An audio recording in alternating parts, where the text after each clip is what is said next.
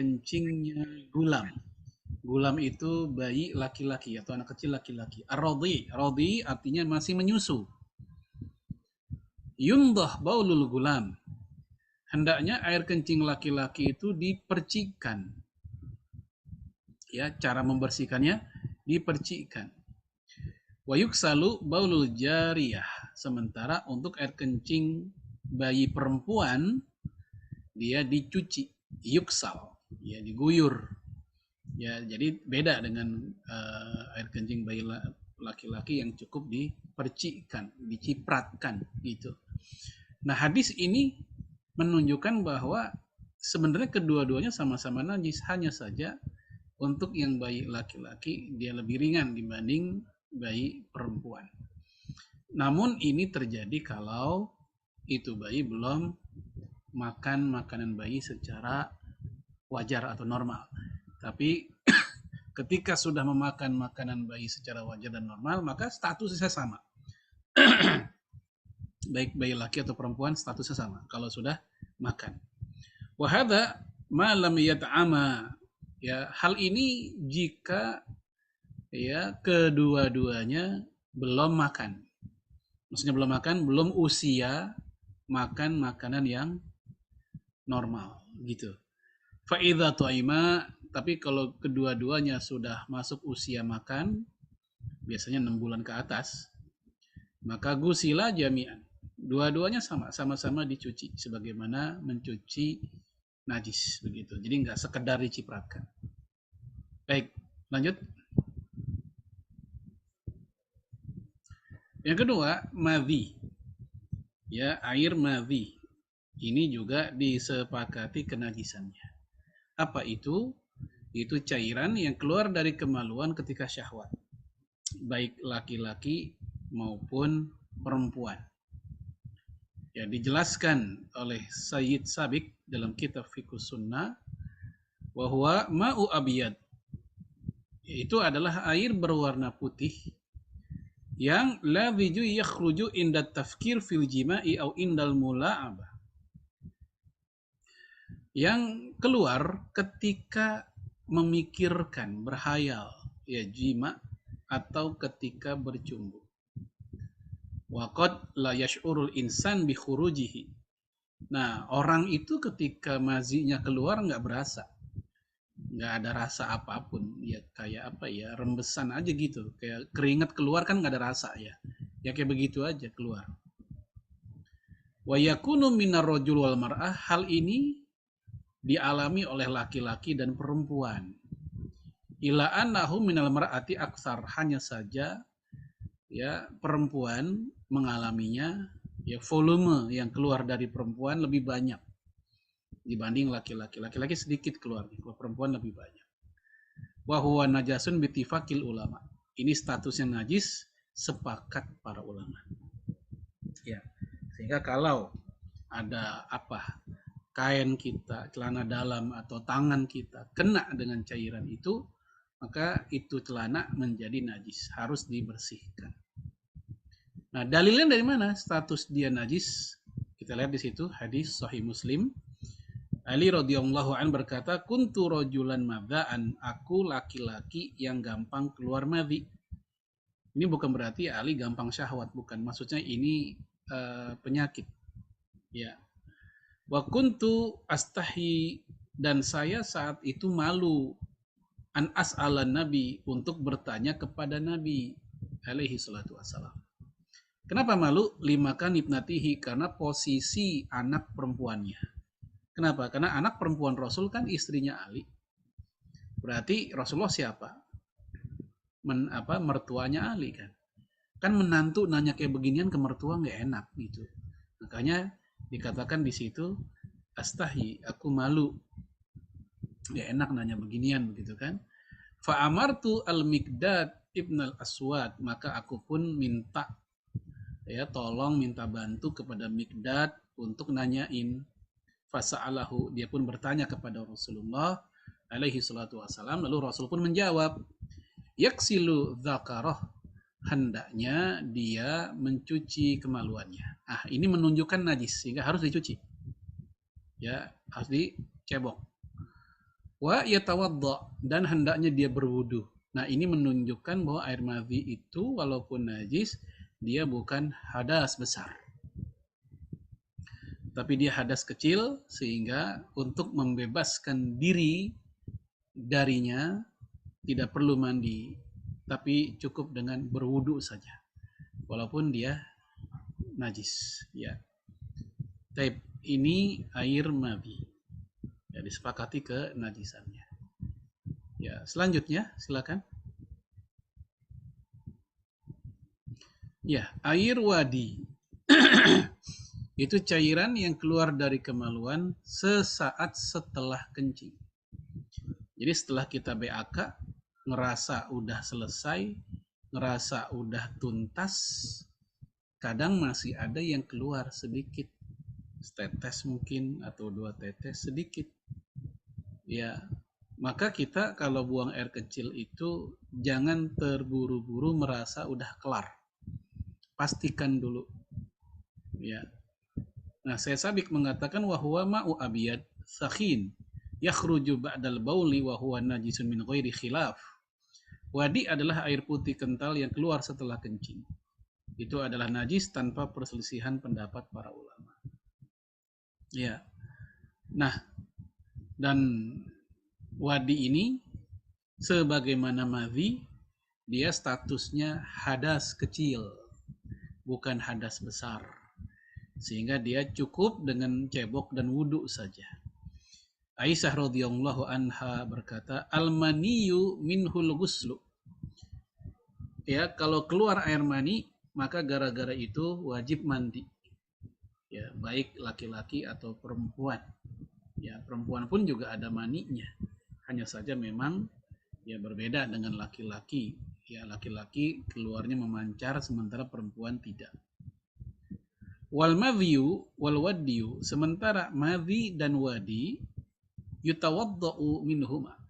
Ya, madhi dan wadi cukup dengan berwudu saja.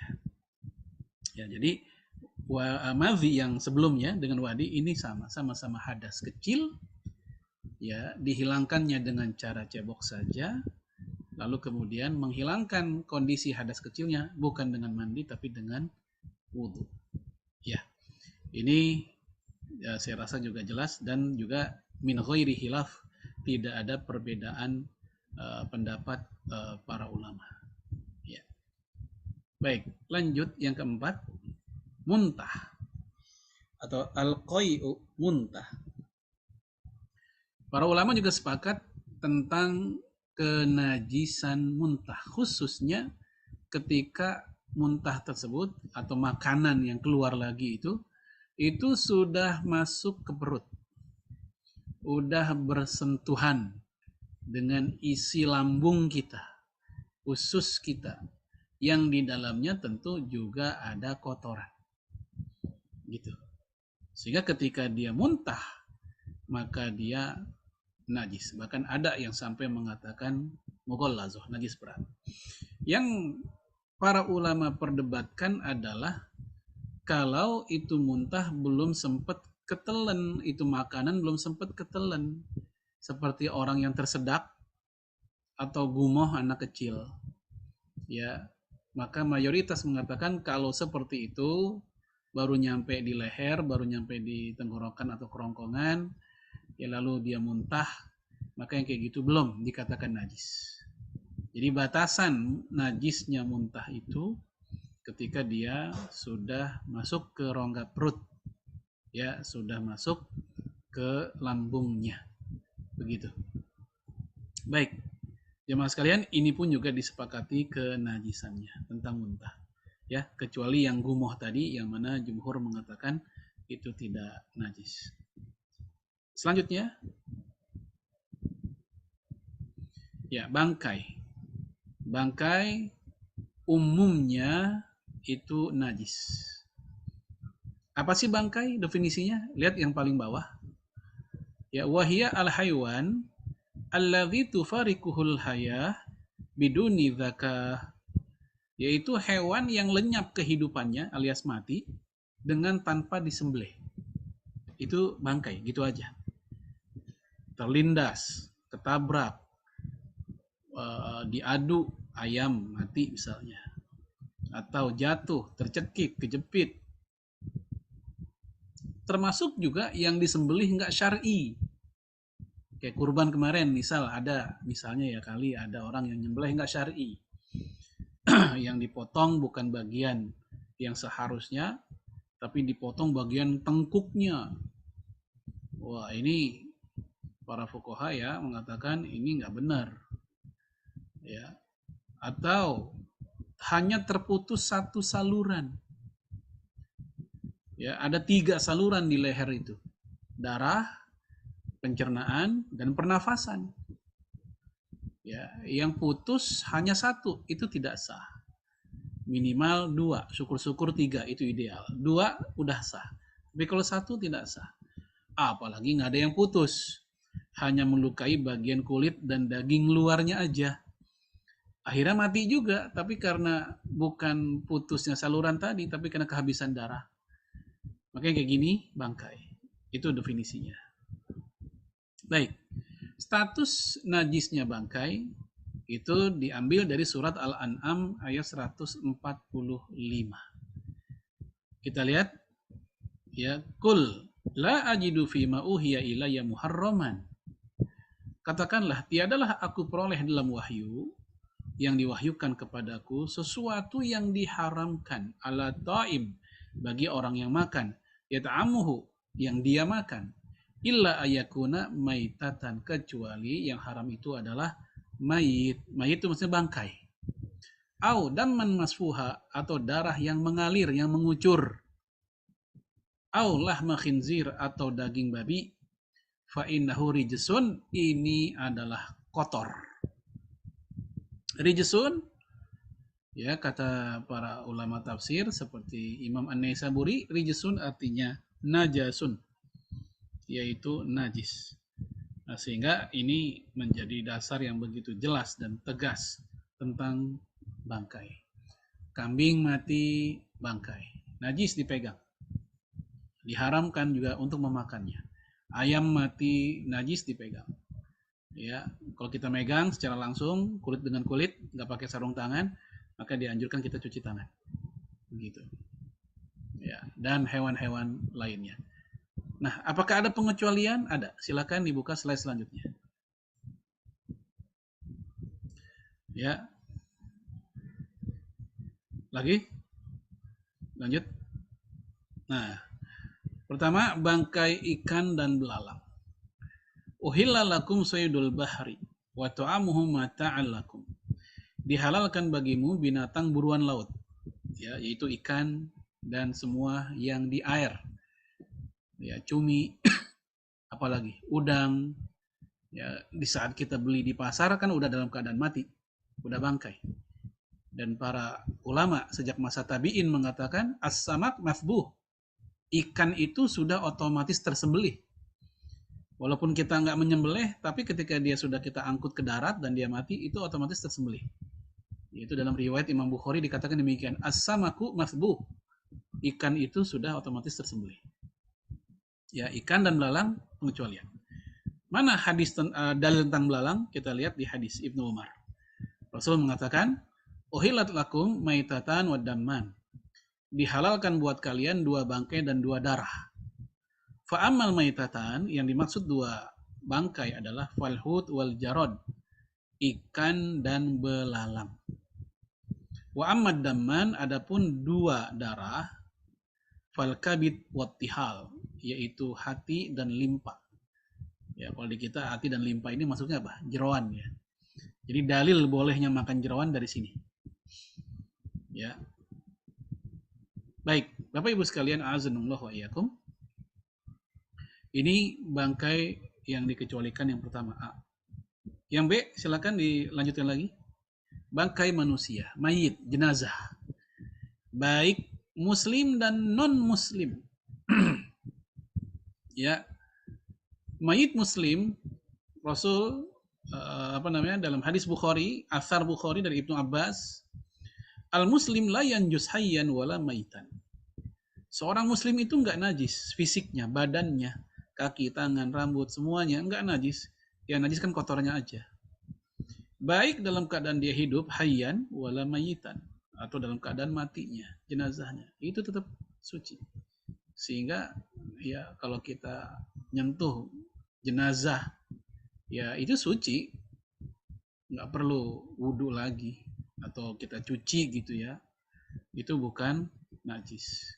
Bagaimana dengan mayit non muslim? Sama. Silakan dibuka slide selanjutnya. Nah, ini kata Imam Nawawi. Wa dzakara al-Bukhari fi sahihihi an Ibni Abbas ta'liqan. Imam Bukhari meriwayatkan dalam kitab sahihnya dari Ibnu Abbas secara muallaq. Ya, tidak disebut sanadnya, ta'liqan. Al-muslim la yanjus hayyan wala mayitan. Muslim itu tidak najis baik hidup dan matinya. Hadza hukmul muslim. Ini hukum untuk mayit muslim. Wa amal kafir, adapun untuk mayit kafir, fa hukmuhu fi taharati wa najasati hukmul muslim. Maka hukum tentang suci dan najisnya sama seperti hukum mayit muslim. Wa hadza madhhabuna, ini madhab kami kata Imam Nawawi, wa madhabul jamahir minas salaf wal khalaf. Ini juga madhab mayoritas baik generasi salaf dan khalaf. Ya, generasi salaf itu sahabat, tabi'in, tabi'ut tabi'in. Khalaf setelah mereka. Semuanya rata-rata mengatakan mayit non-muslim juga suci. Lalu bagaimana dengan ayat innamal musyrikuna najasun? Orang musyrik itu najis. Kata Imam Nawawi, fal muradu ya najasah al-i'tiqad wal istiqdar. Yang dimaksud najis dalam ayat musyrik itu najis, innamal musyrikuna najasun itu adalah najis akidahnya. Ya, najis keyakinannya, akidahnya, bukan fisiknya. Walaisal murad an a'dha'ahum, maknanya bukan anggota tubuh mereka yang najis. Ya, kan najasatil baul wal ghaid wa nahwihima, sebagaimana najisnya kencing atau BAB dan selainnya, bukan. Maka fa idza sabata taharatul adami musliman kana au kafiran, maka ketika sudah jelas, sudah pasti kesucian manusia, baik muslim atau kafir, lihat, jadi kafir pun juga suci fisiknya. Fa'irkuhu wa lu'abuhu wa dam'uhu tahirat, sehingga keringatnya, ludahnya, air matanya tahirat, semuanya adalah suci. Ya, ini salah nih. Dam'uhu itu bukan darah, dam'u itu air mata.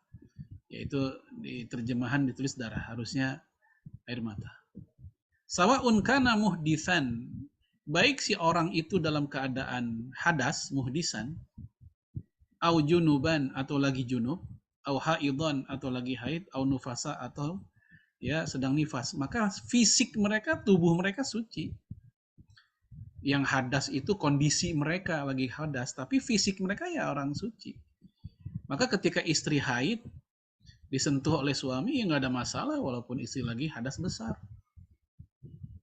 Ya kan ada tuh kebiasaan di masyarakat kalau istri haid nggak boleh deket-deket sama suaminya, nggak boleh bikinin air, nggak boleh masakin.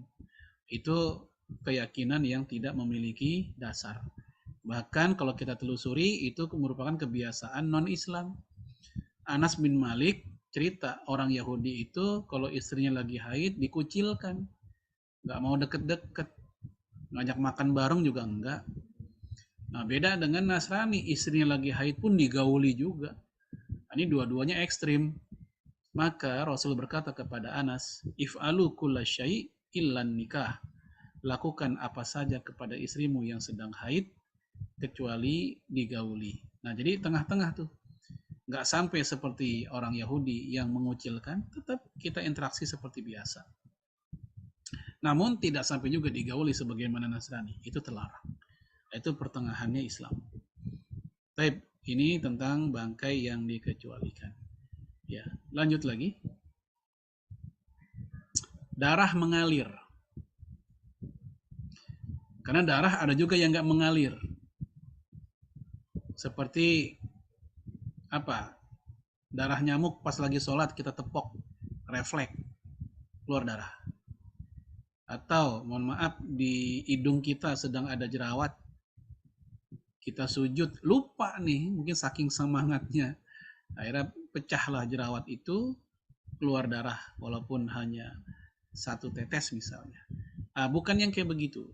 Itu darah yang sedikit, ma'fu anhu, dimaafkan. Ya, adapun darah yang masfuha, ya, lihat ayatnya masih sama, Al-An'am 145, audaman masfuha, darah yang mengalir, itulah yang najis. Atau yang tumpah, masbuba. Sawa'un kana daman masfuha, ay masbuba, kadamil ladhi yajri minal masbuh, amdam haid, illa annahu ya'fi anil yasir minhu. Ya, sama saja. Apakah darah mengalir yaitu darah tertumpah, seperti darah yang mengalir dari hewan yang disembelih, itu najis tuh. Dan haram pula dimakan. Ya, sebagaimana di kampung-kampung ada yang menampung darah itu, kemudian dibiarkan berjam-jam, ya, kemudian dikasih bumbu, digoreng, marus, ya, ini haram dimakan. Ya, darah haid juga. Hanya saja dimaafkan jika kalau ada darah yang mengalir sedikit, yang kita sudah bahas tadi. Sehingga itu tidak membatalkan sholatnya. Ya, Imam Ahmad bin Hambal mengatakan ad-dammu lam yakhtalif an-nasu fih. Darah, manusia tidak berbeda pendapat tentang najisnya darah. Wal qih itu artinya nanah. Qadih tulifa nas fihi, diperselisihkan oleh manusia tentang nanah. Namun jumhur mengatakan najis tetap, karena nanah itu ada campurannya juga, yaitu darah. Ya, walaupun ada yang bilang nanah suci, tapi mayoritas mengatakan najis. Ya, lanjut lagi. Ya, untuk najisnya darah haid ini juga udah jelas dan ini juga disepakati. Memang ada sih yang mengatakan darah haid itu tetap suci. Ya, yaitu Imam Asy-Syaukani, tapi pendapat ini nabrak, ya, bertabrakan dengan umumnya para fuqaha. Ya, dalilnya dari mana dalilnya? Nah, ini dia. Hadis Bukhari Muslim. Silakan dilihat di situ. Ja'at imra'atun ilan Nabi sallallahu alaihi wasallam faqalat. Datang seorang wanita kepada Nabi alaihi salatu wasallam dan dia berkata, ihdana yusibu thawbaha minad damil haidhah. Ya Rasul, salah satu di antara kami ada pakaiannya yang kena darah haid. Kaifa tasna'u bih? Bagaimana yang mesti kami lakukan terhadap pakaian yang kena haid itu? Apa jawaban Nabi? Ya, tahuttuhu summa takrusuhu bil ma' summa tandahuhu summa tusalli fih. Hendaknya dia mengkeriknya. Ini kalau udah kering, ya, kalau darahnya udah kering, dikerik. Ya, kemudian menggosok-gosoknya dengan air. Kemudian mencucinya, ya, sampai bersih. Lalu sholatlah dengan pakaian itu. Ya, jadi kalau udah kering dikerik dulu. Tapi kalau belum kering masih basah, ya langsung aja dicuci. Lalu bagaimana kalau kasusnya itu darah sudah nyerap di pakaian sehingga susah dihilangkan? Ya, seperti darah-darah yang kena di pakaian ketika ngelahirin, kan biasanya kalau ngelahirin kan darahnya banyak tuh, sehingga kena ke mungkin ke dasternya atau ke apalah atau ke spray, kemudian dibersihin susah, ternyata masih ada. Nah, untuk yang susah dibersihkan, Allah berfirman, fattaqullaha mastata'tum. Bertakwalah kamu semampu kamu.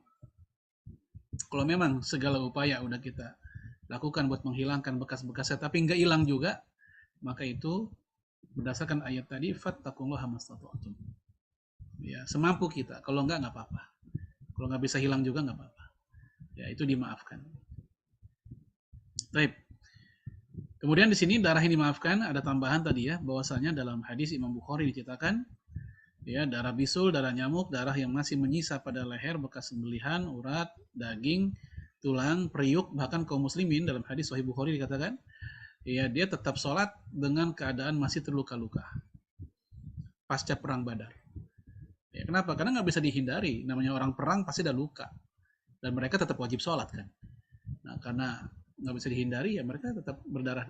Walaupun di perban tetap ada rembesannya. Ya.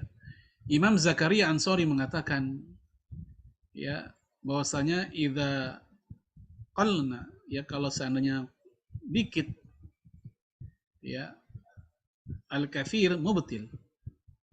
Kalau banyak bikin batal, dunal qalil. Ya kalau sedikit tidak. Ya. Idzan kulna al-kathir mubtil dunal qalil. Ya, oleh karena itu kami mengatakan kalau banyak itu membatalkan, ya kalau sedikit ya tidak. Maksudnya apa? Membatalkan sholat.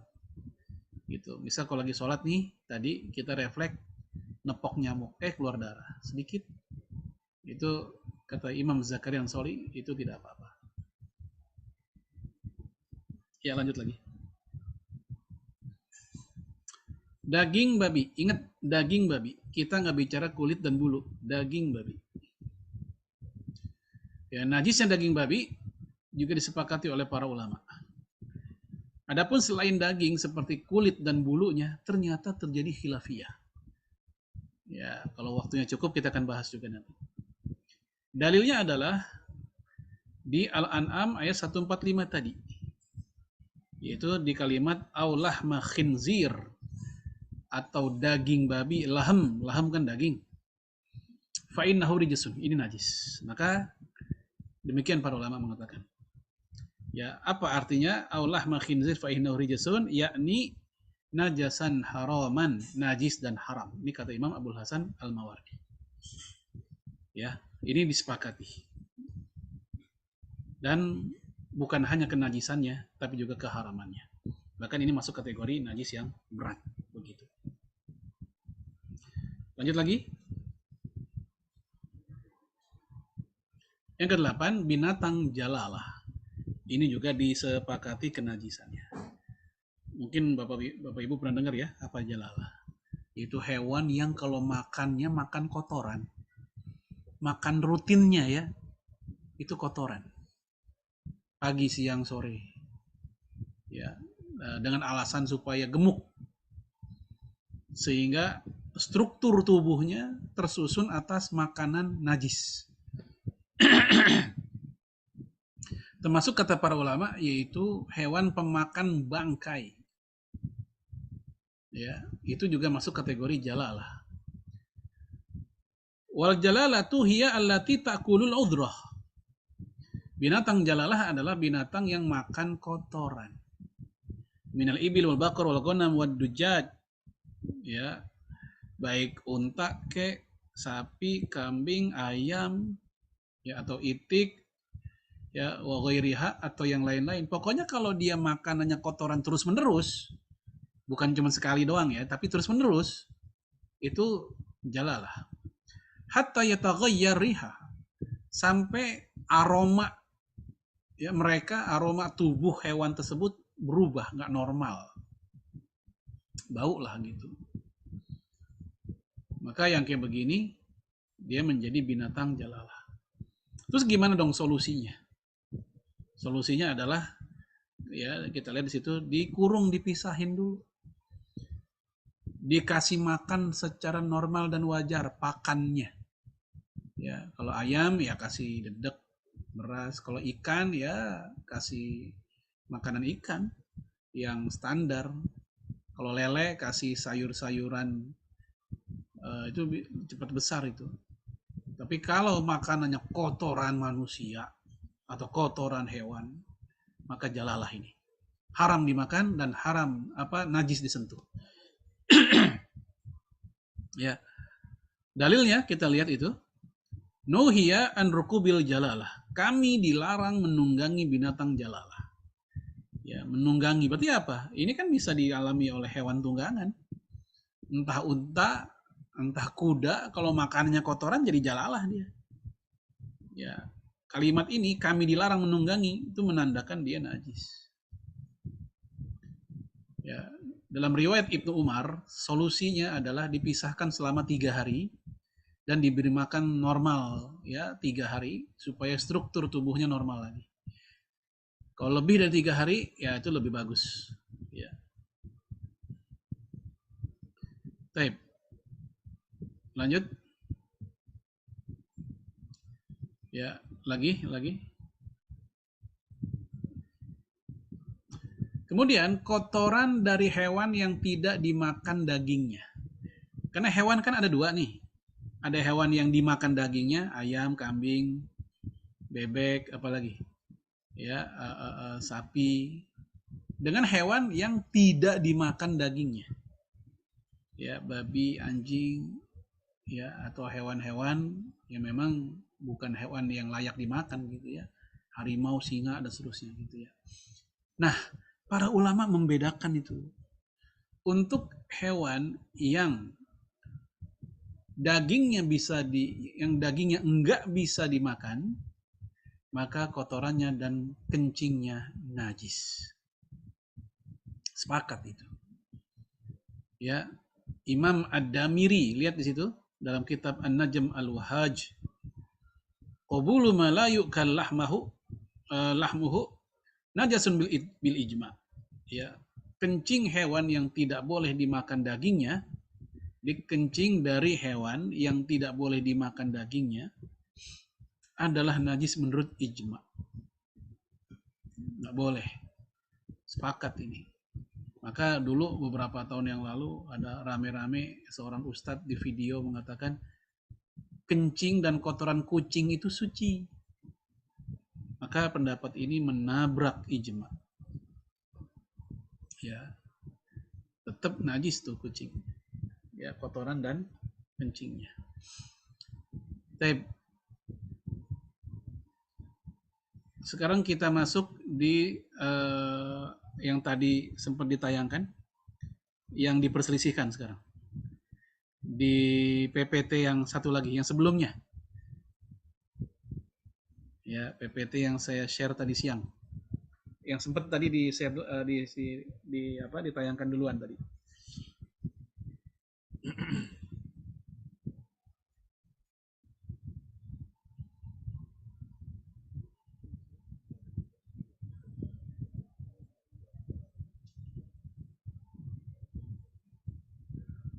Ya, lanjut. Nah, sekarang kita masuk yang diperselisihkan. Yang pertama, air mani. Wa huwal ma'ul ghalis ad-dafiq alladhi yakhruju inda istidadi syahwah. Itu air kental yang hangat yang keluar ketika begitu kuatnya syahwat.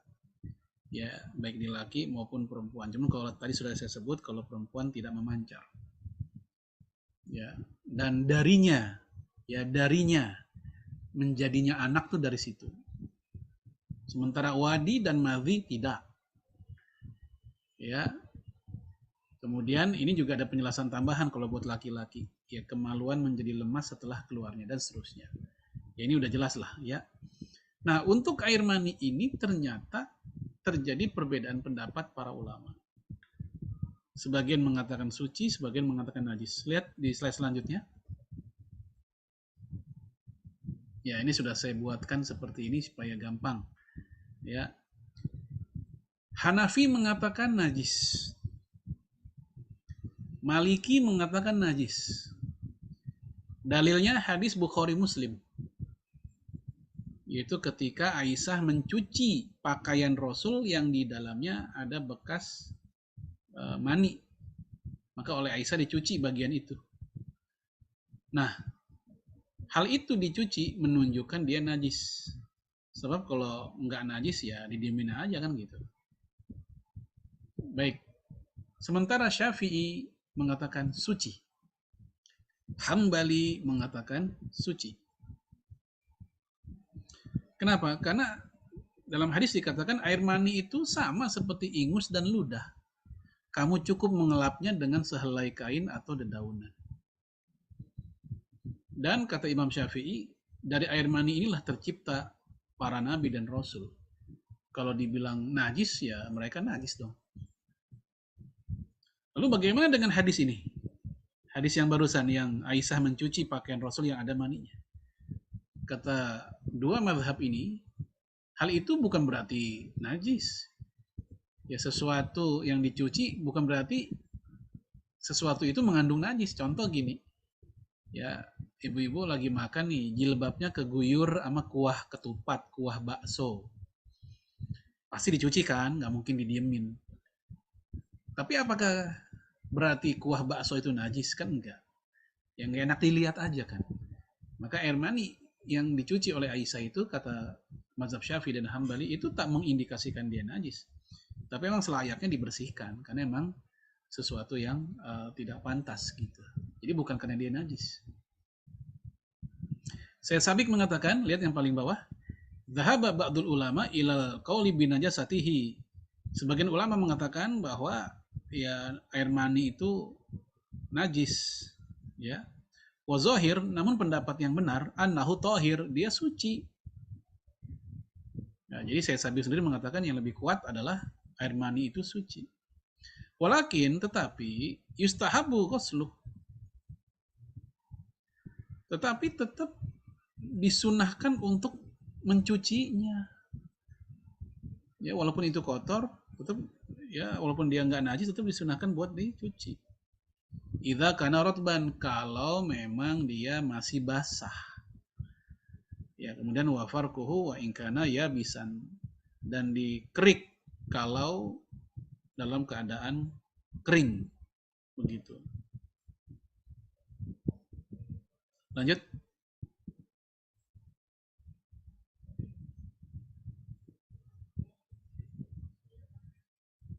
Lagi.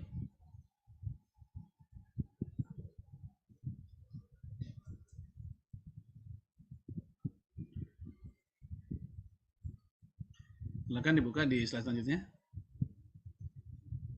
Ya, kita masuk pada yang diperselisihkan lagi, yaitu anjing.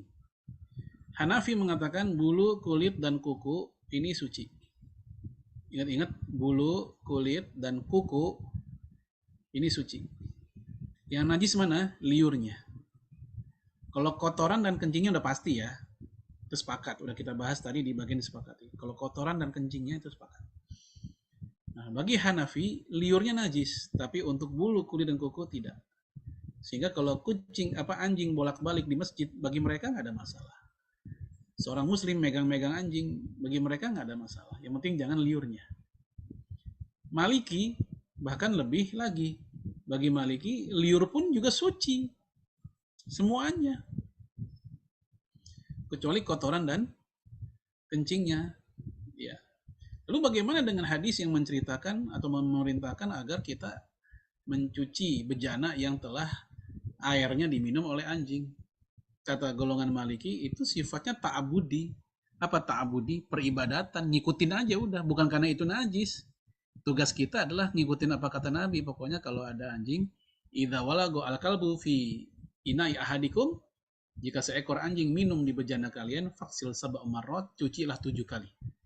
Awaluhun nabi turab. Yang pertama pakai tanah. Kata mazhabnya Imam Malik, ini menunjukkan kita taat aja udah, ngikut. Bukan karena dia najis, tapi ya kita ngikut aja. Itu ta'abudi, peribadatan, tunduk aja. Sementara yang paling ketat adalah mazhab Syafi'i. Semuanya najis. Ini yang dipakai di Indonesia. Ya, liur, bulu, kuku, dan kulitnya najis bagi mereka. Sehingga ketika anjing masuk ke masjid, bersihin. Anjing megang atau kita pegang atau dia ngelus palanya ya di mana gitu ya di rumah kita, maka kudu dibersihkan dalam mazhab Syafi'i ya, dengan cara bersih yang tadi disebut dalam hadis tadi. Hambali mengatakan bulu, kulit, dan kuku ini suci, sama kayak Hanafi ya. Yang najis yang mana? Liurnya ya. Jadi untuk liur rata-rata mengatakan najis kecuali Maliki ya. Tapi untuk bulu, kulit, dan kuku rata-rata mengatakan suci kecuali Syafi'i gitu. Jadi kalau kita lihat-lihat ya, mayoritas ulama mengatakan untuk anjing itu ya selain liur, baik kuku, kulit, dan bulu itu adalah suci. Pendapat mayoritas. Ya, dalilnya dari mana? Hadis Bukhari Muslim. Anjing bolak-balik di Masjid Nabawi dulu, dan tidak diusir dan tidak pula disiram bekas tapak kakinya. Didiemin aja. Ya, itu menunjukkan kalau memang dia najis pasti kan akan disuruh keluar dan juga sekaligus disiram bekas tapaknya. Ternyata tidak. Itu alasan pihak yang mengatakan dia suci. Nah, terus sikap kita gimana? Saya pribadi lebih cenderung untuk menjauhi. Selain memang ada ancaman dalam hadis, orang yang berinteraksi dengan anjing di rumahnya tanpa ada hajat syar'i itu nggak boleh. Ya, innal malaikata la tadkhulu fihi baitan fihi surah.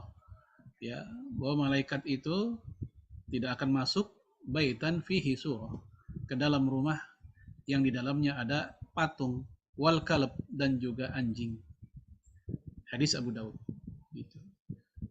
Bukan berarti malaikat nggak berani masuk, tidak sudi, nggak mau memasuki. Malaikat apa? Malaikat pemberi rahmat, bukan malaikat pencabut nyawa. Ya, malaikat rahmat. Gitu. Ya, lanjut lagi. Khomer, minuman keras. Ya, ini juga diperselisihkan. 4 mazhab mengatakan najis fisiknya. Khomer kepegang nih sama kita nih, wajib bersihin. Namun kita lihat di situ ada di antara para ulama yang mengatakan dia suci. Seperti Abu Thayyib menceritakan dari Robi'ah dan Daud Az-Zahiri, mereka berdua mengatakan annahuma qala hiya tahirah. Bahwasanya Homer itu suci. Yang najis apanya? Perbuatan mabuknya, perbuatan minumnya. Ya, itu yang najis. Bukan fisiknya, bukan bendanya. Dari mana dasar mereka? Yaitu dari ketika turun innamal khamru wal maisiru wal ansabu wal azlamu rijsun min amali syaitan, langsung kaum muslimin di Madinah menumpahkan khomer-khomer mereka sehingga Madinah digambarkan banjir khomer. Ya kalau banjir berarti kan ada cipratan-cipratan gitu kan. Kalau emang itu najis, pasti para sahabat akan hati-hati buangnya. Ya, tapi ternyata tidak. Ini dibuang aja begitu. Itu tanda dia suci. Yang najis adalah perbuatan mabuk atau minumnya. Nah, di bawah ada keterangan tambahan bahwa Daud, As-Sun'ani, Asy-Syaukani, Robi'ah termasuk ulama sekarang ya, Al-Qardawi ya, itu mereka mengatakan ini suci. Itu. Ya, yang lain mengatakan najis dan saya pribadi lebih cenderung untuk tetap tidak menyentuhnya. Ya. Lanjut lagi. Nah, ini yang tadi ya. Babi selain dagingnya. Ya, babi selain dagingnya, bulunya, kulitnya. Hanafi mengatakan najis, Maliki mengatakan suci. Yaitu jika babi itu masih hidup, baik kulit dan bulunya. Ini juga pendapat Ibnu Taimiyah, saya sabik, termasuk mufti Saudi ya, Syekh bin Bas. Mereka mengatakan suci. Ya, bahkan bulu babi itu bagi mereka boleh dijadiin benang. Kalau sekarang di kita apa tuh? Koas ya. Sementara Syafi'i, Hambali dan Hanafi mengatakan najis. Baik, apa sih alasannya kok mereka bilang suci? Alasannya adalah karena di ayat menunjukkan berbunyinya lahma khinzir, daging babi, bukan babi keseluruhan. Nah, hal ini ditanggapi oleh ulama lain, misalnya para ulama mazhab Syafi'i. Kenapa disebut lahma khinzir, daging babi? Karena itu sudah mewakili ya babi itu sendiri walaupun disebut daging. Ya. Contoh seperti apa namanya? Seseorang berkata kepada temannya, "Kamu udah lama nggak kelihatan batang hidungnya." Itu kan bukan bermakna batang hidung doang, tapi semuanya gitu. Maka disebut daging babi bukan bermakna daging doang, tapi ya babi itu sendiri semuanya. Sehingga semuanya adalah tetap najis. Nah, saya pribadi lebih cenderung mengatakan bahwa pendapat jumhur lebih kuat bahwa babi itu najis keseluruhannya, baik dagingnya atau di luar-luarnya begitu. Lanjut lagi. Baik, cukup ya. Alhamdulillah. Ini pertemuan yang kedua kita sudah menuntaskan ya bagian-bagian tentang najis yang kita ketahui, yang perlu kita ketahui, baik yang disepakati dan yang diperselisihkan. Ya, saya kembalikan ke panitia dulu. Wallahu bisawab. Assalamualaikum warahmatullahi wabarakatuh. Waalaikumsalam warahmatullahi wabarakatuh. Syukran jazakallah khairan kepada Ustadz yang sudah menyampaikan materi yang luar biasa. Alhamdulillah ya, Bapak Ibu, Ama-ama, jika ada pertanyaan terkait fikih taharah an najasah bisa diajukan ke kolom chat atau mungkin langsung raise hand. Apakah ada yang ingin bertanya? Oh iya, ini sudah ada pertanyaan di kolom komentar. Saya izin bacakan ya Ustadz. Yang pertama dari Ibu Tati. Yang mazi atau wadi yang terkena baju atau celana dalam atau spray, bagaimana cara menghilangkan najisnya? Kemudian yang kedua, bagaimana cara menghilangkan ompol di spray atau kain lainnya? Seperti itu, ya Ustadz. Ya, untuk air wadi, kalau memang yakin kain atau pakaian kita kena wadi, maka cara membersihkannya adalah dengan air mengalir. Ya, keran atau apa lagi yang lewat selang atau apa. Kita kucek sampai dugaan kuat kita sudah benar-benar hilang. Ya, maka kalau udah begitu selesai gitu. Jadi jangan sampai di air yang tergenang sekedar seember karena khawatir ya kena lagi gitu kalau tergenang. Tapi kalau air mengalir dia akan ke bawah, hilang dengan alirannya. Yang kedua tadi apa? Yang kedua, bagaimana cara menghilangkan ompol di spray atau kain lainnya, Ustaz? Ya, ompol yang di kain apa yang di kasur atau di mana? Di perlak Di atau di spray, ya. spray? Iya, Ya, atau kain seperti lainnya. tadi saya sebut. Ya, jadi mungkin bisa bertahap sih. Ya, yang paling utama memang dengan air yang mengalir. Ya, mungkin bisa juga yang pertama-tama dengan ya direndam sebentar, kemudian diangkat begitu, kemudian dengan air mengalir supaya hilang. Yang direndam airnya dibuang lagi karena itu ada air najisnya. Ya, dibersihkan juga embernya karena khawatir nempel dengan najisnya. Jadi seperti itu. Khususnya di bagian yang mengandung ompolnya. Tapi kalau sulit rendam aja semuanya atau cuci semua seperti yang dilakukan oleh Abu Hurairah. Ketika Abu Hurairah merasa kesulitan membersihkan pakaian beliau yang kena najis, akhirnya Abu Hurairah merendam semua, mencuci semua udah. Ya. Nah, begitu pula spray kita yang mungkin kena ompolan ya anggaplah hanya 20% nyebarnya. Tapi sulit itu kalau cuci segitu doang kan susah juga. Ya akhirnya cuci aja semua dengan cara air mengalir tadi di keran misalnya sampai dugaan kuat kita dia sudah kebuang semuanya begitu. Kalau udah selesai baru dicuci secara biasa. Dalam soal. Oke, baik Ustadz. Mohon maaf Ustadz, ini masih ada satu pertanyaan yang masih berkaitan dengan pertanyaan pertama tadi. Ini bagaimana jika misalnya najisnya itu yang sudah kering, yang berupa ompol atau mani yang sudah kering, cara menghilangkan najisnya? Afwan nih suaranya kecil, gimana ulang? Ya, ini ada pertanyaan masih berkaitan dengan pertanyaan pertama tadi. Bagaimana cara menghilangkan najis jika ompol atau mani yang sudah kering? Ompol atau mani yang sudah kering? Iya. Ya, kalau mani tadi udah disebut ya dikerik. Ya, dikerik. Tapi kalau untuk mani itu kan pendapat yang paling kuat dia suci, dia nggak najis. Udah kita bahas tadi ya. Sebagian ada yang bilang najis, sebagian ada yang bilang suci. Dan yang paling kuat adalah dia suci, dikerik saja. Tapi kalau masih basah dicuci. Ya, ompol pun juga demikian sama. Kalau udah kering, ya dan masih ada kelihatan bekas-bekasnya dan baunya pun juga masih ada, maka supaya hilang benar-benar supaya sempurna adalah dicuci.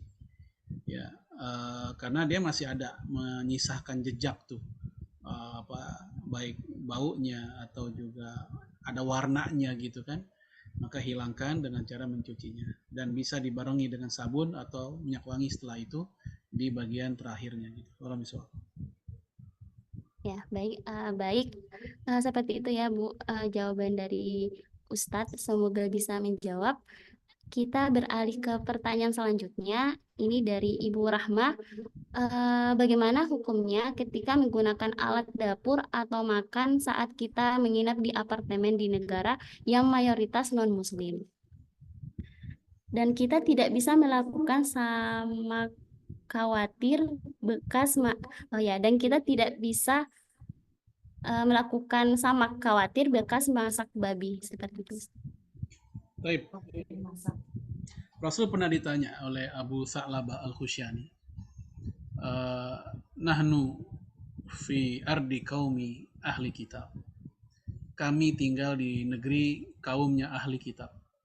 Afana kulu bi aniyatihim. Boleh nggak kami makan pakai piring, rantang, mangkok punya mereka? Rasul menjawab, la, jangan. La ta'kulu fiha. Jangan kamu makan menggunakan piring atau tempat-tempat mereka. Ya, kecuali kalau nggak ada pilihan. Ya, faksiluha wa kulu fiha. Kalau nggak ada pilihan, silakan. Tapi dicuci dulu kata Rasul. Wa kulu fiha, dan makanlah di situ. Dari situ kata para ahli fikih, yang paling penting adalah yakin dia suci. Itu dulu. Baik yang nyuci kita atau yang nyuci dia. Kalau kita yakin bahwa gelas, piring, sendok yang ada mereka punya itu suci, udah bersih, baik bersihnya dengan sabun atau apalah gitu ya, cairan pembersih piring, ya, abu gosok. Tapi abu gosok kayaknya nggak mungkin di barat pakai abu gosok ya. Pokoknya kita udah yakin nih, udah bersih, kata para fuqaha kita, silakan pakai. Tapi kalau keyakinannya kebalikannya, kita yakin itu nggak bersih, kita yakin bahwa mereka menggunakan mangkok piringnya untuk sebagai wadah babi atau minuman keras misalnya, kita yakinnya begitu tuh. Maka kalau yakinnya seperti itu, maka tinggalkan. Ya, kita jangan menggunakan apa yang mereka miliki. Tapi kalau yakinnya kebalikannya bahwa suci, bahwa mereka udah membersihkan dengan cara yang baik, walaupun mereka non muslim, maka silakan menggunakan bejana mereka. Begitu. Wallahualam bishawab. Ya, baik, syukran Ustadz. Saya izin lanjut ke pertanyaan selanjutnya. Ini masih ada pertanyaan juga di kolom komentar. Nanti setelah itu kita lanjut ke pertanyaan. Saya bacakan bagaimana hukumnya jika kita tidak menyadari ternyata baju kita terkena pipis kucing. Padahal bajunya sudah dipakai aktivitas seharian termasuk sholat. Apakah setelah menyadari jika baju kita terkena najis, kita juga perlu mengulang sholatnya? Tidak perlu. Berdasarkan beberapa dalil. Pertama Al-Quran, la tu'akhidna inasina au akhtona. Ya Allah, jangan hukum kami kalau kami bikin kesalahan yang kami nggak sengaja atau kami lupa. Yang kedua hadis, innallaha tajawaza li an ummati al khata'a wa nisyan wa mastukrihu alaih. Allah memaafkan, membiarkan kesalahan umatku yang enggak sengaja, yang lupa atau terpaksa. Yang ketiga hadis juga ketika Rasul sholat, ya saat itu kan sholat masih pakai sendal karena zaman dulu kan masjid masih pakai pasir ya, belum ubin kayak sekarang. Ternyata sendal Rasulullah ada kotoran, ada najis. Lalu malaikat Jibril pun memberitahu itu. Maka Rasul pun melepaskan sendal itu dan melanjutkan sholatnya. Bukan mengulang, tapi melanjutkan sholatnya. Ya, walaupun itu najis. Itu tanda bahwa bagian ketika belum dikasih tahu Jibril itu, karena nggak tahu, itu nggak batal, lanjutkan gitu. Nah, jadi kalau kita mengalami itu, kita baru taunya pas selesai sholat, baru tahu tuh anak ngasih tahu, Umi itu kan sejadahnya ada ompol, Umi itu kan mukenanya ada ompol. Waduh, kaget kita, tapi udah selesai sholat, maka nggak perlu diulang karena Rasul pernah mengalami, Rasul pun melanjutkan sholatnya gitu. Tapi kalau dikasih taunya pas lagi sholat, lagi rokaat keberapa gitu, anak kita teriak-teriak, ini Umi pakai mukena yang ada ompolnya. Pas kita tahu kayak gitu, harus diganti dan terpaksa dibatalin sholatnya karena ganti-ganti mukena kan banyak gerakan, pasti akan membuka aurat juga kan, buka-buka gitu. Nah yang kayak gitu terpaksa dibatalkan sholatnya karena dia ada najis yang diketahui ketika sholat. Tapi kalau udah kelar sholat baru tahu, maka dia dimaafkan, nggak apa-apa gitu. Wallahualam bishawab. Ya. Baik. Masya Allah, terima kasih Ustadz. Ini juga pernah kejadiannya sama saya, dan alhamdulillah terjawab hari ini. Baik, kita lanjut lagi dulu. Ini banyak pertanyaan ya di kolom komentar dan juga di form. Tapi sebelum beralih ke form pertanyaan, saya bacakan dulu pertanyaan dari Bu Jakia karena ini berkaitan dengan pertanyaan sebelumnya juga. Apakah cara membersihkan pakaian atau alat makan yang terkena daging babi itu juga dengan cara disamak seperti cara membersihkan najis air liur anjing, Ustadz? Ya, dalam mazhab Syafi'i seperti itu. Ini kalau kita konteks yang menggunakan mazhab Syafi'i seperti itu. Dalilnya dari mana?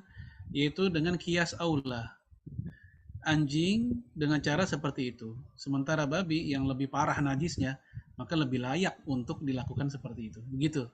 Itu metodologi berdalil yang disampaikan oleh mazhab Syafi'i. Adapun yang lainnya mengatakan selain mazhab Syafi'i tidak perlu seperti itu karena memang tidak ada ayat atau hadis secara khusus yang menunjukkan membersihkan najis babi seperti itu. Cukup dengan dibersihkan sebersih-bersihnya ya dengan sabun atau apa silakan. Tapi kalau mau pakai tanah pun juga nggak apa-apa. Dibersihkan pakai tanah atau pasir supaya lemak-lemaknya hilang atau apanya hilang gitu ya. Itu juga nggak ada masalah gitu. Ya, jadi seperti itu tentang apakah harus sama seperti babi membersihkan najis anjing, maka jumhur fuqaha mengatakan tidak perlu kecuali mazhab Syafi'i yang mengatakan ya hendaknya dibersihkan sebagaimana membersihkan najis anjing begitu. Wallahu a'lam.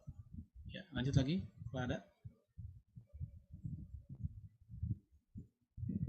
Ya. Baik, kita lanjut lagi ya ke pertanyaan selanjutnya. Insya Allah ini sampai jam 21 ya 30 menit.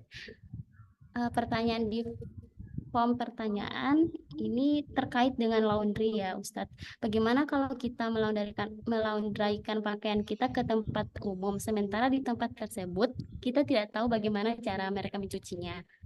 Kemudian bagaimana dengan air kolam renang Ustadz yang berbau kaporit dan ada kemungkinan tercampur air kencing. Jika terkena baju, apakah menjadi najis? Ya, untuk yang pertama, mencuci di laundry, kita nggak tahu bagaimana mereka mencucinya.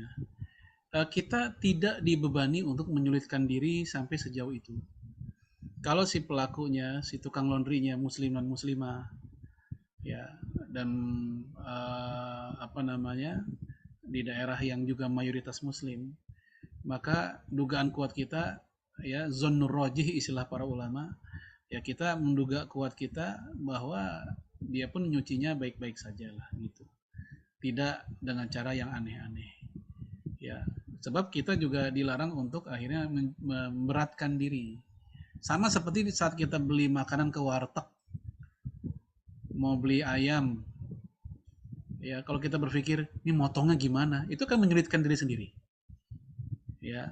Setiap warteg nasi padang nanya mulu, udah gitu belinya cuma satu nanyanya banyak, itu bisa bikin sakit hati yang jualan nanti kan gitu ya. Oleh karena itu dulu ketika Rasulullah alaihi salatu wassalam ya kedatangan sahabatnya, dalam hadis Bukhari nih kisahnya, ya Rasul saya dapat daging nih dari orang tapi saya nggak kenal orang itu, gimana nih? Apa jawaban Nabi? Baca aja bismillah, makan, kata Rasul. Jadi Nabi nggak bilang, tanya dulu sama yang ngasih, bagaimana motongnya, bagaimana ini itunya, enggak. Nah sama, dalam hal ini juga demikian. Yang penting kita berbaik sangka. Ya, apalagi kalau pas kita lihat nih yang nyuci, alhamdulillah pada pakai jilbab semua gitu ya. Semoga mereka paham lah gitu. Jadi kita tak dibebani buat mengorek-ngorek sejauh itu. Kecuali nih ya, kecuali memang ada berita sebelumnya di laundry itu kalau nyuci sembarangan, misal gitu. Dari orang-orang terpercaya pada cerita bahwa itu laundry kalau nyuci sembarangan tuh sering nyampurin ompol ini gitu ya. Nah, kalau udah ada berita kayak gitu dari orang-orang yang banyak memberitakannya, barulah kita hati-hati jangan di situ. Tapi kalau berita kayak gitu nggak ada, semuanya baik-baik saja, maka kita pun tidak mencari-cari kesalahannya gitu. Terus yang kedua tadi apa ya? Iya, pertanyaan kedua itu terkait kolam renang Ustadz yang Oh iya, tercampur. kolam renang, bawa kaporit ya. Iya. Masih ingat nggak kita udah bahas waktu pertemuan sebelumnya? Ada air namanya air mukhtalit. Ya, itu slide-nya masih ada kan? Itu apa air mukhtalit? Itu air yang tercampur Nah, itu ada dua model, ada yang tercampur dengan benda suci, ada yang tercampur dengan benda najis.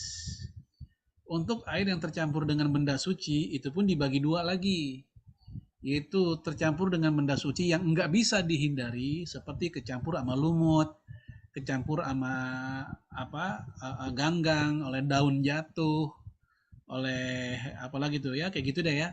Nah yang kayak gini para ulama kita nggak ada khilafiyah, tetap suci. Walaupun mungkin warnanya jadi yang namanya lumut kan hijau gitu ya. Dan baunya pun menjadi bau dedaunan, bau pohon gitu ya. Itu nggak ada masalah, itu alami.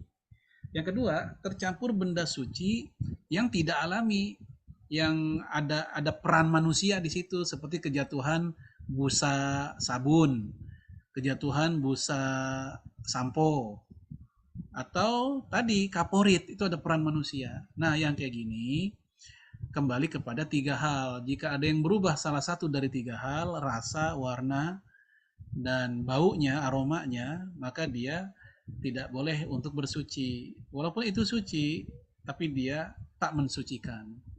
Ya, misal kejatuhan tadi sabun sehingga air di ember yang tadinya bening udah berubah tuh jadi kayak kayak air tajin, ya. Maka dia udah nggak bisa lagi buat bersuci walaupun tuh air tetap suci sebenarnya. Nah, sama ya untuk kaporit pun juga demikian. Walaupun ini untuk kaporit sebenarnya masih diperdebatkan ya. Ya, apakah yang kena kaporit itu sehingga baunya kan berubah tuh. Kita tahu lah bau kaporit kayak apa gitu ya. Nah, yang kayak begini apakah dianggap bisa mensucikan tuh diperdebatkan. Ya, untuk kalangan mutawari'ah, orang-orang yang sangat hati-hati, mereka mengatakan ini nggak boleh karena udah terjadi perubahan satu unsur yaitu aromanya yang berubah gitu. Ya, mutawari'ah itu sangat hati-hati. Apalagi kalau masih ada air lain, pakai air lain aja gitu. Nah, yang lain mengatakan boleh-boleh aja karena fungsi kaporit justru membersihkan. Karena fungsinya membersihkan, maka ya dia nggak mungkin dikatakan malah jadi nggak bisa mensucikan. Jadi untuk air kaporit emang ada dua pendapat ya tentang masalah itu. Namun sekali lagi saran saya, kalau ada air lain, sumber lain yang masih normal, nggak ada macam-macamnya gitu ya, ya pakai air lain aja, nggak usah pakai wudhu pakai di kolam renang.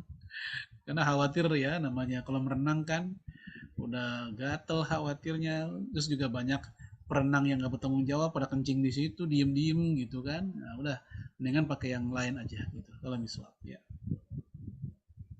Ya, baik, syukuran Ustadz. Mohon maaf, kita lanjut ke pertanyaan selanjutnya. Semoga pertanyaan tadi bisa menjawab ya bagi yang bertanya. Pertanyaan selanjutnya itu, apakah air dari AC yang ditampung bisa digunakan untuk bersuci, Ustadz? Ya, ini hal yang baru ya sebenarnya ya. Ya, walaupun emang agak mirip-mirip dengan embun. Waktu kita bahas pertemuan pertama dan kita ambil saat itu dari kitab Matan Abu Suja bahwa salah satu 7 air mutlak adalah air embun, di mana air embun tuh boleh ya dijadikan untuk bersuci gitu. Nah, air AC itu kan juga merupakan embun dari dingin ya. Kalau kita kiaskan dari situ, maka sebenarnya nggak ada masalah gitu. Cuman saya pribadi tidak pernah menggunakannya ya karena ini khawatir aja di masalah kesehatan ya. Ya karena kan dia ada freonnya gitu ya. Maka saya lebih cenderung untuk gunakan air lain aja. Kecuali emang nggak ada air lain kecuali air AC doang gitu. Ya, orang bengkel itu menggunakan air AC sebagai air radiator gitu. Makanya dari situlah saya khawatir kalau pakai itu nanti ada kenapa-napa dari sisi kesehatan. Walau biswab. Ya. Ya, terima kasih Ustadz.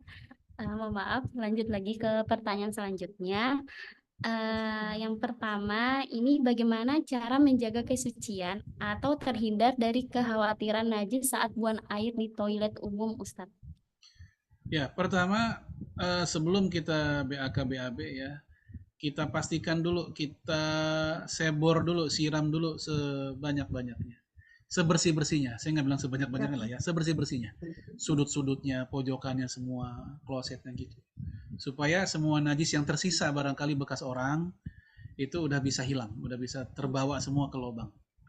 Ya, sehingga nanti pas kita mandi atau pas kita apa-apa di situ, cipratan-cipratan yang ada sudah tak lagi mengandung najis karena sudah kita hilangkan sebersih-bersihnya. Itu diantara cara kita menghilangkan was-was atau kekhawatiran di saat kita apa namanya memasuki tempat toilet umum ya supaya tetap bisa suci begitu. Walam biswab. Ya, saya lanjut lagi. Pertanyaan selanjutnya, air 2 kula sebanyak apa ya Ustadz? Ini udah pernah kita bahas waktu pertemuan yang pertama ya. Satu kulah itu kata saya Sabik kurang lebih 317 liter satu kulah. Dua kulah ya kali dua aja gitu. Ada sebagian ulama mengatakan lebih dari itu, tapi itu yang disebut dalam kitab fikih sunnah. Ya, 300 kurang lebih ya 317 liter. Kalau dua dikali dua berarti 634 kurang lebih segitu. Ya. Ya, baik. Kita lanjut lagi. Ini pertanyaan selanjutnya, jika cebok dengan selang semprot, apakah cukup disemprot saja atau perlu tangan kiri membasuhnya? Kemudian bagaimana jika terciprat, apakah terkena najis? Ya, iya. Kalau sekedar disemprot aja saya khawatir nggak bersih. Ya, maka bersihkanlah ya dengan tangan kita gitu. Ya, itu udah terbaik lah dengan air gitu. Kemudian kita lanjutkan dengan sabun supaya lebih sehat lagi, lebih menghilangkan bakterinya gitu. Kemudian apalagi tadi terciprat ya, apakah kena najis?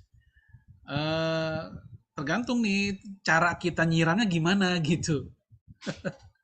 Tergantung kan katanya pakai semprotan selang ya, tergantung kan arahnya kemana gitu.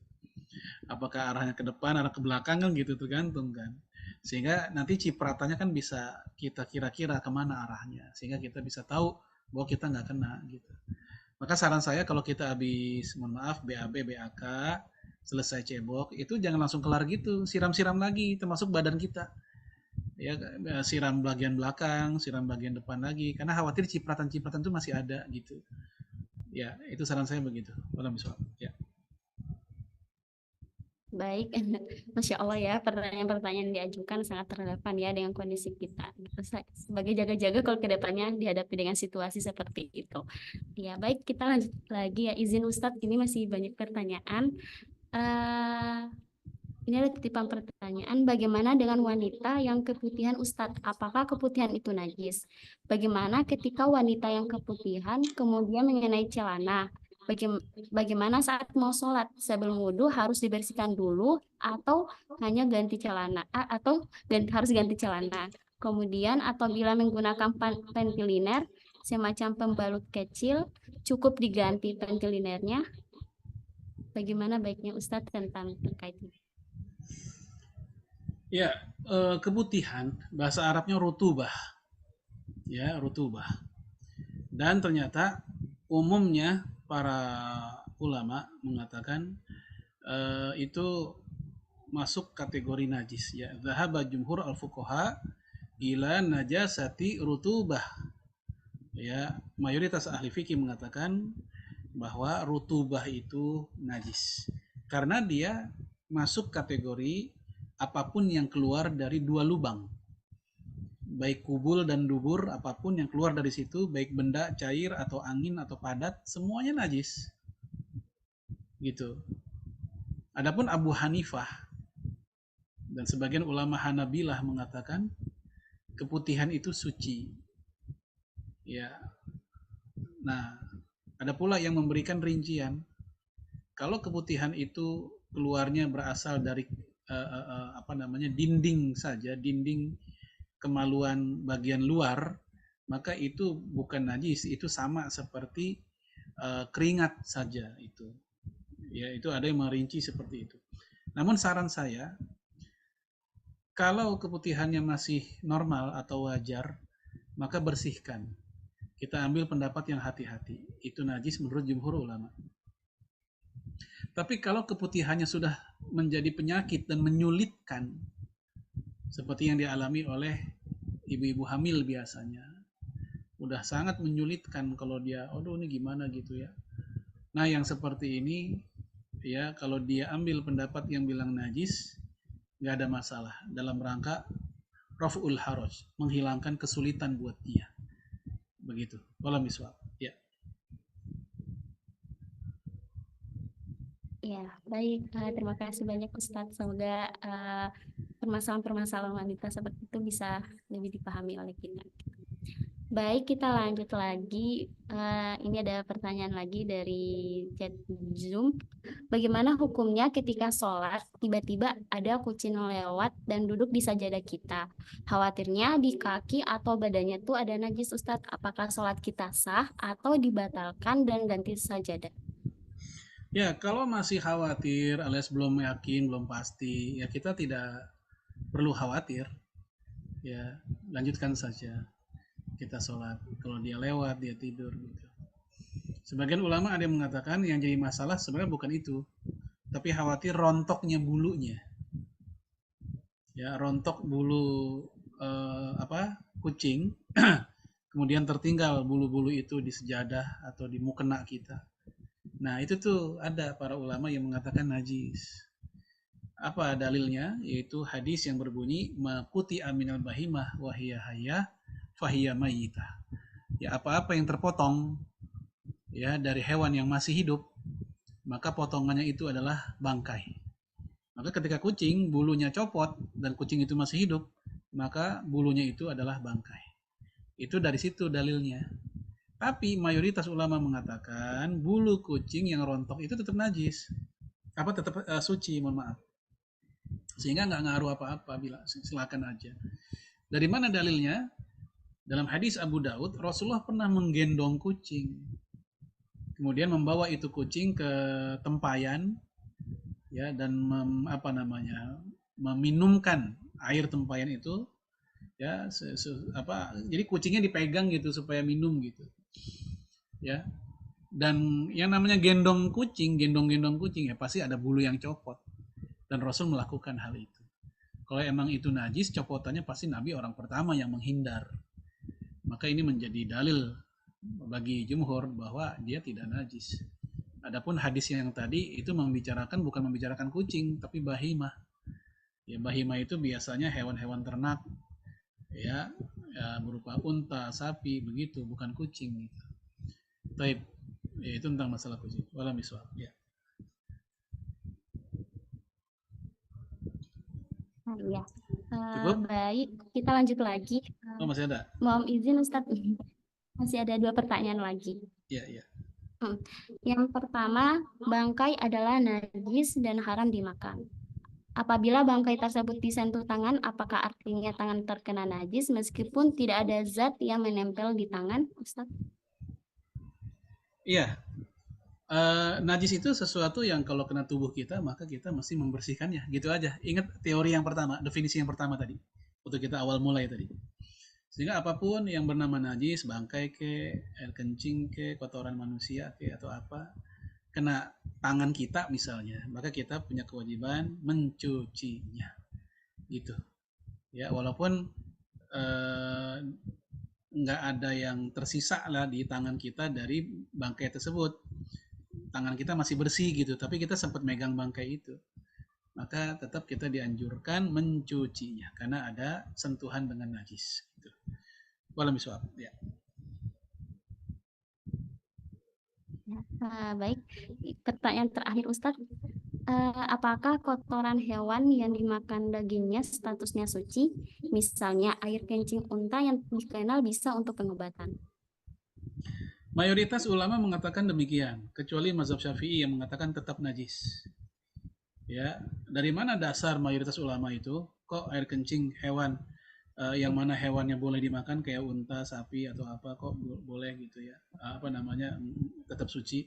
Dalilnya adalah pertama kisah yang tadi disebut dalam pertanyaan dalam hadis Bukhari bahwa Rasulullah mengizinkan, memerintahkan ya mengobati kaum Uroniyun dan Ukel untuk minum air kencing unta sebagai obat dan sembuh ternyata. Ya, itu menjadi dalil bahwa dia suci. Kalau dia najis pasti kan nggak mungkin Nabi nyuruh minum. Yang kedua, Rasul pernah sholat ya di kandang kambing. Ya, Nah, kita tahu kandang kambing walaupun udah dibersihin pasti ada sisa-sisa kotorannya. Ya, dari situ alasannya. Nah, dari situlah kemudian para ulama mengatakan bahwa dia suci. Nah, lalu mazhab Syafi'i kenapa bilang najis? Bagi mazhab Syafi'i, kasus yang kencing unta tadi itu kasus darurat. Kasus darurat. Yang namanya darurat, yang najis aja ya boleh untuk dijadikan sebagai obat. Karena darurat supaya nyelamatin nyawa gitu. Itu alasan pihak dari mazhab Syafi'i. Sehingga mazhab Syafi'i tetap mengatakan najis seluruh hewan. Mau dia bisa dimakan kek atau enggak bisa dimakan, dalam mazhab Syafi'i tetap najis gitu. Pola miswak, ya. Ya, baik. Alhamdulillah, Masya Allah. Jazakallah khairan kathiran atas materi yang sudah disampaikan oleh Ustadz dan juga jawaban-jawaban dari beberapa pertanyaan. Semoga saja ya, dan jangan sampai ya pengetahuan yang kita dapatkan tidak berhenti pada kita saja, tapi bisa diteruskan kepada kerabat, teman, tetangga. Jangan lupa untuk terus mengikuti kajian fikih interaktif setiap hari Rabu pukul 19.30. Baik, untuk selanjutnya kita tutup dengan doa. Saya mohon kesediaannya, apakah Ustadz bisa memimpin doa pada malam hari ini?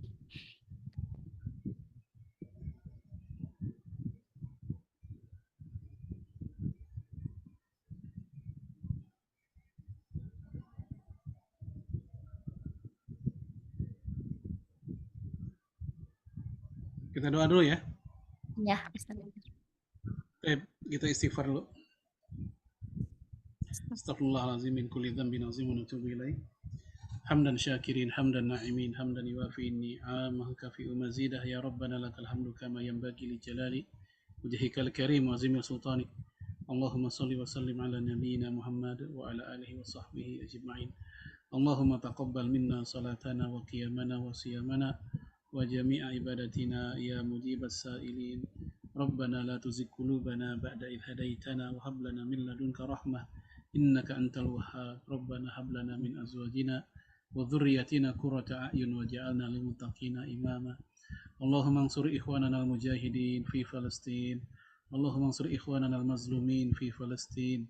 Allahumma ansur ikhwanana al-mustad'afin fi Palestin, khassatan fi Gazzah wa rafah bi quwwatika ya rabbal alamin. Allahumma ighfir lil muslimina wal muslimat wal mu'minina wal mu'minat al-ahya'i minhum wal amwat innaka sami'un qaribun mujibud da'wati ya qadiyal hajat. Rabbighfir lana wa liwalidina warhamhum kama rabbawna shighara. Rabbana atina fid dunya hasanah wa fil akhirati hasanah wa qina adzabannar. Wa sallallahu ala sayyidina Muhammadin wa ala alihi wa sahbihi wa sallam.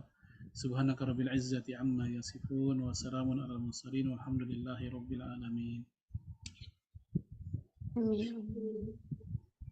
Baik, dengan pembacaan doa yang disampaikan oleh Ustadz menandakan bahwa kajian pada hari ini telah selesai. Sebelumnya saya mengucapkan banyak-banyak terima kasih jazakumullah khairan kepada para peserta yang sudah berpartisipasi aktif dalam memberikan pertanyaan dan juga menyimak apa yang disampaikan Ustadz. Semoga dengan pengetahuan ini kita menjadi lebih berhati-hati dalam beribadah dan juga beraktivitas sehari-hari. Sedikit menginformasikan bahwa Rumah Quran Inspirasi sedang membuka pendaftaran santri baru untuk Ikhwan dan Akhwat. Jadi bagi Bapak Ibu yang memiliki anak putra ataupun putri yang ingin bekerja sambil mondok atau kuliah sambil mondok, bisa mendaftarkan mereka di Rumah Quran Inspirasi. Semoga kesempatan ini dapat dimanfaatkan sebaik-baiknya untuk mendalami ilmu agama sambil tetap menjalani aktivitas lainnya. Mari kita tutup sama-sama dengan mengucapkan hamdalah. Alhamdulillahirabbil alamin. Kita sempurnakan dengan doa kafaratul majelis. Subhanakallahumma wa bihamdika asyhadu an la ilaha illa anta. Saya sebagai moderator mohon maaf apabila selama memimpin kajian pada malam hari ini banyak kesalahan. Syukron, jazakumullah khairan. Wassalamualaikum warahmatullahi wabarakatuh. Assalamualaikum warahmatullahi wabarakatuh. Saya pamit dulu ya semua. Ini Ustaz, jazakallah khairan.